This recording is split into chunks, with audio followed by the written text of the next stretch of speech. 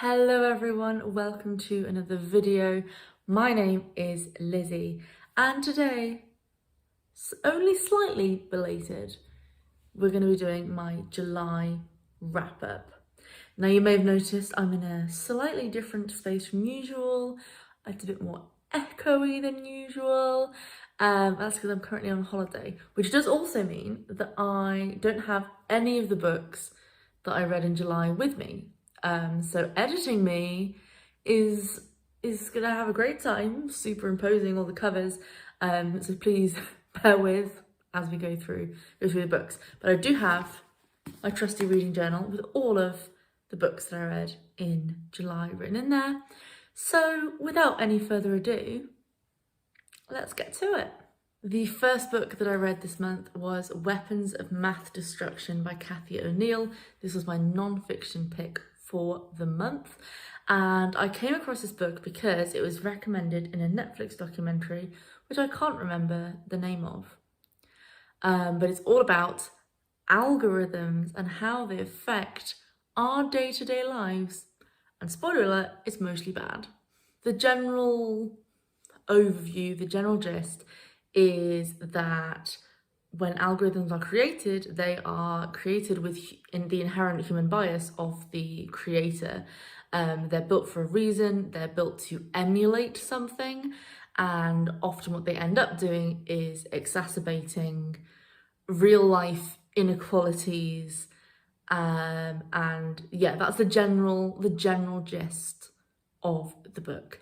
It was very good. It wasn't too mathsy. It was mostly about the kind of the process of an algorithm and how it's been made and what the effect of it is. So I think even if you're not a very maths person, this is one that would be interesting. It's much more about the sociological impact of algorithms. It did suffer from, and I think this is something any book about computers, technology is going to be out of date basically as soon as it goes to print, if not before. That this is a book that came out before the Cambridge Analytica scandal, before there was a wider understanding of the impact that algorithms and social media have on politics. So there were some like glaring omissions just because the book was published before those, but not very long before those. But on the whole, it's an interesting read that I would recommend. Then I read The Word for World is Forest by Ursula K. Le Guin. I'm slowly working my way through her science fiction books. This is a novella in the Hainish cycle, I believe it's called, which is a sci-fi series. It's a series in that they're all set in the same universe, but the stories don't follow on from each other, the characters don't follow on from each other. It's basically anthropological science fiction in space in one universe, where humans have gone onto all sorts of different planets, kind of evolved into almost different subspecies, and Ursula K. Le Guin uses this to investigate and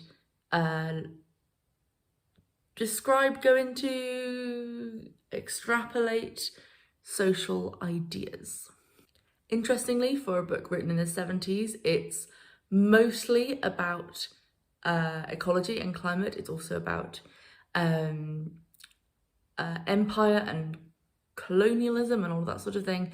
But it's also about how those two things are interlinked. And it really did get me thinking about how a colonial, sort of imperial Western mindset is very similar, or how that affects the way we think about the world and nature and ecology and the ecosystem and all of that sort of thing. The next book I read was part of a book tour, and that was The Reluctant Vampire Queen by Jo Simmons. I did write a written review, which I will leave in the description. It's very much what it sounds like on the cover. You know, it's a teenage girl who finds out that she is the queen of the vampires. She doesn't want to be queen of the vampires, but she goes along with it with the intention of getting out of it, or sort of tricking the vampires into thinking she's one of them without being a vampire. Either way, it was good. It was funny. It was fine. I had a good time. You know, it wasn't groundbreaking literature, but I had a good time. Sometimes that's all you need. Then I read my Tudor book for the month, Jane Seymour, The Haunted Queen by Alison Weir. I am loving this series so much. It's so good. And this one was great. I loved it. Unlike the previous two, so the first two, Catherine of Aragon and Boleyn, there is not much we don't know about those two. You know, there's a lot of historical documents and knowledge about them, and they're very sort of famous figures in the popular imagination. Jane Seymour, not so much. So there's a little bit more leeway.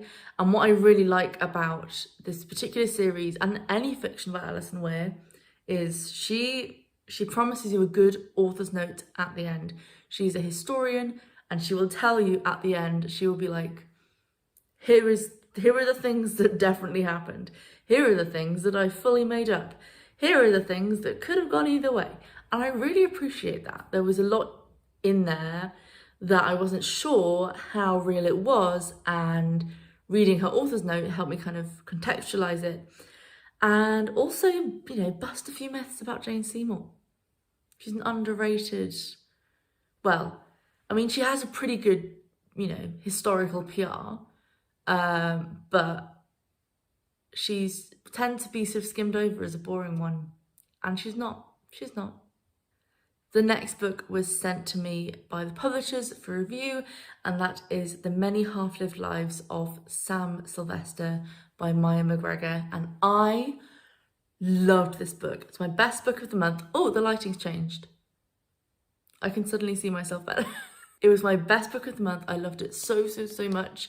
So our main character, Sam, they are non-binary, they are autistic, and they have just moved to a new high school.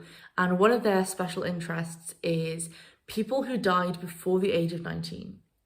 And they find out that a very famous unsolved death happened in the house that they and their dad have just moved into. So you have this kind of coming of age story alongside this like old murder mystery, and it worked so well together.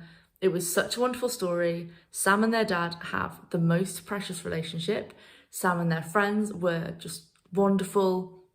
I loved it. I loved it so much. It was so good. I can't recommend it enough. Full review in the description. Then I had another book tour book, and that was The Vickerman by Amelia Crowley. Now, I'm not really sure how much to say about this one, because the description, the blurb that I was given, didn't, I feel, really match the book. But I don't know how to describe the book without making it sound much raunchier and much worse than it was. I had a great time. It was good fun. It's historical fantasy. We're on an island off the coast of Britain in the generic past, and on this island they follow a lot of pagan traditions, including sacrifice, human sacrifice, and a vicar arrives on the island and they want to sacrifice him, and the main character decides that she is going to save him, and all of her attempts end hilariously. Things go wrong, it gets more and more ridiculous. It was really good fun. I do think I enjoyed it more once I ignored the blurb, you know?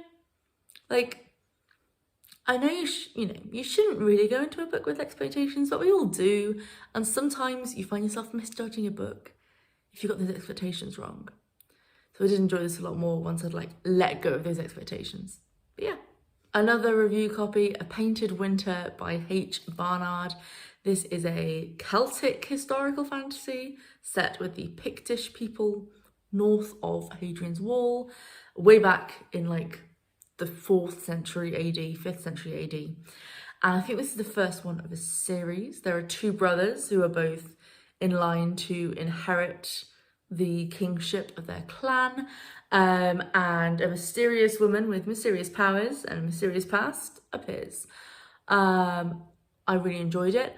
What I thought was great, because going into a book like this, I don't know what it is, especially like Celtic fantasy, is usually like one of two genres, right? You've either got like the male focused let's go fight some people and it's all about battles and fighting. Or you've got the female focus, like, let's stay at home and make herbal remedies. And it's all very, like, you know, cottage witchy. And there's not usually much in between. And what I loved is this was both. We had both of those things combined. And I am fully here for it. So yes, that was The Painted Winter. Again, written review in the description. I enjoyed it. And the final book that I read in July was The Girl Whose Luck Ran Out by Galen Fraser. Again, this is one I was sent for review, and I loved this. Like, I loved this. And I basically never read thrillers. This is the first thriller I've read this year, and I had a great time. I really, really did. We have a private investigator who used to be in the police, and he is approached to find this girl who's gone missing. He doesn't think she's actually gone missing. He's like, adults go wandering off all the time, they come back, it'll be fine. But he agrees to look for her anyway, and then his ex, who is now a world-renowned rock star, comes into town. They reunite, and he somehow ends up with his ex-boyfriend as his sort of sidekick kind of thing. So you've got that dynamic going on as well. On the whole, had a great time, and a really interesting setup for the next book in this series as well. So I really, really loved that. It was great. Again, review, all links to all of my written reviews, as always, are in the description. Thank you very much for joining me for my July wrap up. I hope you're enjoying the summer, enjoying the sun. If you're in the southern hemisphere, I hope you're enjoying the winter, and I will see you next time. Ta-ra for now.